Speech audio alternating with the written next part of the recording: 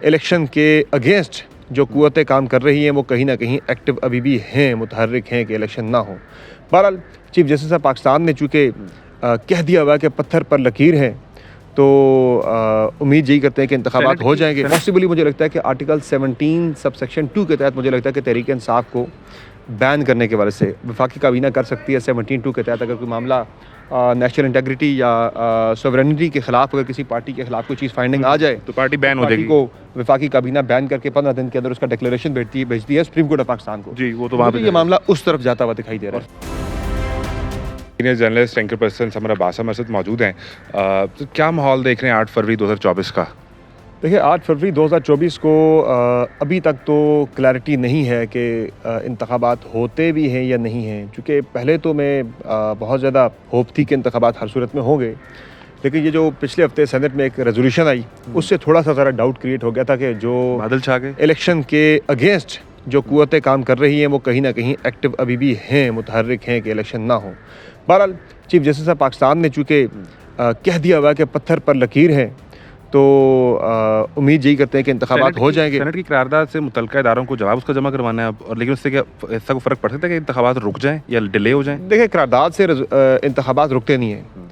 करारदाद का इंतखाबात के ऊपर अमलन कोई असर नहीं होता, लेकिन करारदाद को बाइंडिंग नहीं होती। ये सिर्फ एक इदारे की तरफ से उसकी एक जो स्पिरिट होती है वो पहुंचाई जाती है, लेकिन मेन जो है वो एक सोच नज़र आ रही है, एक कोशिश नज़र आ रही है कि भाई किसी तरह से इंतखाबात ना हो। ये कौन कर रहा है? ये कौन कर रहा है? ये तो अनदेखी कुछ कुव्वतें जो कि चाहती हैं कि इंतखाबात ना हो। उसमें कुछ पॉलिटिकल लोग भी हैं जिनको नज़र आ रहा है कि इंतखाबात में शायद उन्हें वाज़े कामयाबी नहीं मिल सकती, वो भी इसमें उनका पूरा रोल है, पूरी उनकी ख्वाहिश है कि इंतखाबात ना हो। जिनकी तैयारी नहीं है इंतखाबात में जाने की, तो वो भी कह रही है। इस वक्त सिर्फ वही पार्टी इलेक्शन की बात कर रही है कि जिसकी तैयारी पूरी है, वो तो सिर्फ लग रहा है कि मैं जीत जाऊंगा।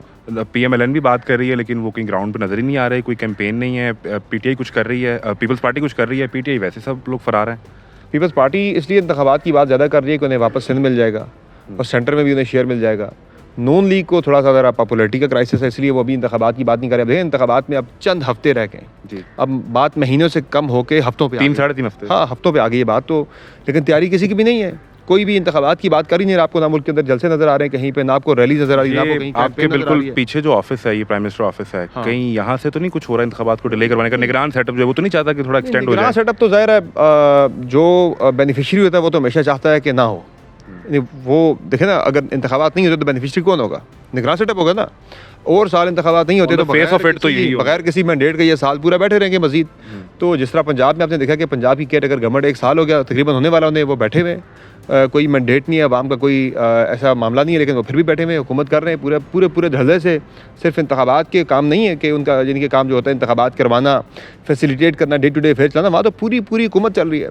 तरक्याती मनसूबों पर काम हो रहा है, पुल बन रहे हैं, फ्लाईओवर बन रहे हैं, अंडरपास बन रहे हैं। जो एक उनका मैंडेट है बस वो काम नहीं हो रहा है। हाँ, वो काम नहीं हो रहा, बाकी सारे काम हो रहे हैं। तो इसीलिए ना मुझे यही लगता है कि निगरान सेटअप भी आप बात करें कि वो चाह रहा है नहीं चाह रहा, वो तो ज़ाहिर ऑब्वियसली दे विल विश कि भाई ना हो ये काम, उनकी तो ख्वाहिश होगी उनको तो, लेकिन ज़ाहिर वो कह नहीं सकते, इसका इजहार नहीं कर सकते। और बहुत सारी कुव्वतें हैं जी पाकिस्तान के अंदर, पॉलिटिकल भी हैं, कोई नॉन पॉलिटिकल भी हैं, जो चाहती हैं इंतखाबात ना हो। इलेक्शन के माहौल में सर्वेज बड़े इंपॉर्टेंट होते हैं, तो आपने भी वो वीडियोस देख ली होंगी जो रीता फारूकी साहबा की हैं। तो ये सर्वेज इस तरह ही होते हैं, जर्नलिस्ट इस तरह ही सर्वे करता है? नहीं, मैंने भी सर्वेज किए हैं। मैंने बलूचिस्तान से सर्वे किया है जाके, मैंने सियालकोट से किया है। तो फिर आप पहले पूछते हैं कि आपकी आवाज़ वाला इलाका कौन सा है? नहीं, हम तो नहीं पूछते जाके, हम तो ये मेरा जो होता है ना तरीक़ाकार, अब वो रिपोर्टर की कोई चॉइस हो वो अलग बात है। जो चूँकि ज़ाहिर है मैं एक इलाके में जाता हूँ, मैं वहाँ से वाकिफ़ नहीं हूँ कि इस इलाके के पॉलिटिकल डायनामिक्स क्या है। तो मेरी कोशिश ये होती है, मैं जब किसी भी इलाके में जाता हूँ जहाँ उस इलाके को मैं जानता नहीं हूँ, वहाँ मैं सबसे पहला काम ये करता हूँ कि मैं वहाँ के जो हमारे रिपोर्टर होते हैं ना, जो उनसे मैं बात करता हूँ कि भाई आप मुझे समझाएं ज़रा ये क्या है, हल्के के डायनामिक्स क्या हैं, यहाँ बरादरी का वोट ज़्यादा है, पॉलिटिकल पार्टीज़ का ज़्यादा है, यहाँ इलेक्टेबल्स का ज़्यादा है, मामलात हैं क्या, किस तरह की यहाँ पे कौमियतें आबाद हैं। तो वो फिर हमें बेहतर गाइड करता है, वो बताता है। मेरी ख्वाहिश यही होती है कि मुझे ऐसी जगह पे लेके जाएं कि जहाँ मुझे बिल्कुल एक न्यूट्रल एक आराम मिल जाए। और उसमें यही होता है कि आप किसी मार्केट के अंदर चले जाएं, मार्केट में लेफ़्ट राइट सारे लोग होते हैं, वहाँ पे आए होते हैं, किसी एक ख़ास उस इलाके के लोग नहीं होते, हर तरह के लोग वहाँ पे होते हैं। बाजार है ना, बाजार से एक गांव का बंदा भी आएगा, दूसरे का भी, तीसरे का भी, चौथे की चौथी लोकेलिटी का भी। तो इस तरह की जगह पर मैं जाता हूँ जहाँ मुझे कॉमन सी एक वो मिल जाए कि हर तरह के लोग वहाँ मिल जाएं। किसी स्पेसिफिक इलाके के अंदर मैं जाऊँगा तो वहाँ मुझे एक खास तरह का वोट बैंक मिलेगा। कैंडिडेट से जाके ये पूछा गया कि आप बताएं कि आपकी आवाज़ के इलाके नहीं बनता पूछना, ये तो फिर जो है क्या देख रहे हैं कि पीटीआई को बैट का निशान मिल जाएगा और कोई रिलीफ मिलता नजर आ रहा है या नहीं? बैट का निशान एक बहुत छोटी चीज़ रह जाएगी जो मैं आने वाले दिनों में तहरीक इंसाफ के साथ होता हुआ देख रहा हूँ। मुझे ये लगता है ये जो 5 तारीख को एक नोटिफिकेशन जारी हुआ था, एक 5 रुकनी वजारती कमेटी बनी थी 9 मई के वाक़यात की तहकीकात, इसमें मास्टरमाइंड, सहूलतकार, परपेट्रेटर्स और जो लोग इसमें मुलव्वस थे उनको फाइंड आउट करने के लिए। उस वक्त मुझे बड़ी हैरत हुई थी कि ये क्या मामला है कि अब तो लोग गिरफ्तार भी हो चुके हैं, उनसे तफ्तीश भी मुकम्मल हो चुकी है, अब आके हुकूमत ये कमेटी क्यों बना रही है। मुझे अब जाके उसकी समझ आना शुरू हुई है कि ये कोई बड़ा प्लान है। वो प्लान पॉसिबली मुझे लगता है कि आर्टिकल 17 सबसेक्शन 2 के तहत मुझे लगता है कि तहरीक इंसाफ को बैन करने के वजह से वफाकी काबीना कर सकती है। 17(2) के तहत अगर कोई मामला नेशनल इंटेग्रिटी या सोवरेनिटी के खिलाफ, अगर किसी पार्टी के खिलाफ कोई चीज़ फाइंडिंग आ जाए तो पार्टी बैन हो जाएगी। को वफाकी काबीना बैन करके 15 दिन के अंदर उसका डिक्लेरेशन भेजती है सुप्रीम कोर्ट ऑफ पाकिस्तान को। जी, वो तो वहाँ पे ये मामला उस तरफ जाता हुआ दिखाई दे रहा है। सुप्रीम कोर्ट से मुकम्मल पाबंदी लग जाएगी। बल्ले से जो है ना, ये ज़्यादा बड़ी चीज़, बहुत बड़ी खबर दे रहे हैं। जी हाँ, बिल्कुल ऐसे ही है। मैं आपको बड़ी जिम्मेदारी के साथ ये दे रहा हूँ। मेरी असेसमेंट है ये, और इसमें आपका सोर्स खबर भी दे रहा है? नहीं, ये मेरी असेसमेंट है प्योरली कि मुझे लग रहा है।